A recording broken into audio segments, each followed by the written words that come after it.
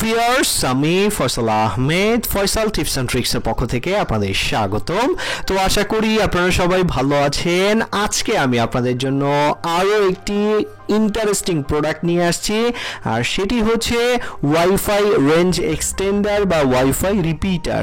তো আপনারা যারা আমাদের আগের ভিডিওগুলো দেখেছেন তারা মূলত দেখেছেন যে আমরা ওয়াইফাই রেঞ্জ এক্সটেন্ডারের জন্য ESP8266 ব্যবহার করতাম। তো ওইটার কিছু লিমিটেশন ছিল, যেমন হচ্ছে সেটা কিন্তু আপনার স্পিডটা খুবই কম ছিল, আপনার সর্বোচ্চ 5 Mbps পর্যন্ত ওইটা স্পিড দিত। তো সেক্ষেত্রে কিন্তু স্ট্রিম করা বা বিভিন্ন যে কাজে ব্যবহার করার ক্ষেত্রে কিন্তু অনেক অসুবিধা হতো।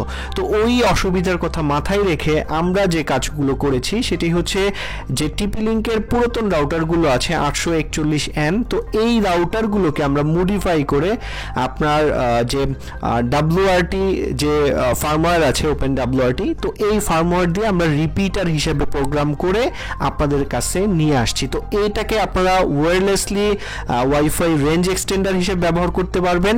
জাস্ট আপনার বাসায় যদি কোনো ওয়াইফাই সিগন্যাল আসে এবং সেটার যদি পাসওয়ার্ড আপনি জানেন, তো সেক্ষেত্রে ওই পাসওয়ার্ড দিয়ে কিন্তু আপনি এই রাউটারের সাথে কানেক্টেড করতে পারবেন কোনো প্রকার তার ছাড়া। আর কানেক্টেড হওয়ার পরে আপনি আপনার ইচ্ছা মতো একটা ওয়াইফাই নেম এবং পাসওয়ার্ড দিয়ে কিন্তু আপনি এটাকে রিপিটার হিসেবে ব্যবহার করতে পারবেন, এবং চাইলে আপনি এটাকে রাউটার হিসেবে ব্যবহার করতে পারবেন। আর স্পিডের কথা যদি আমি বলি এখানে, তাহলে স্পিড আপনি সর্বোচ্চ 150 Mbps পর্যন্ত এখান থেকে পেতে পারেন।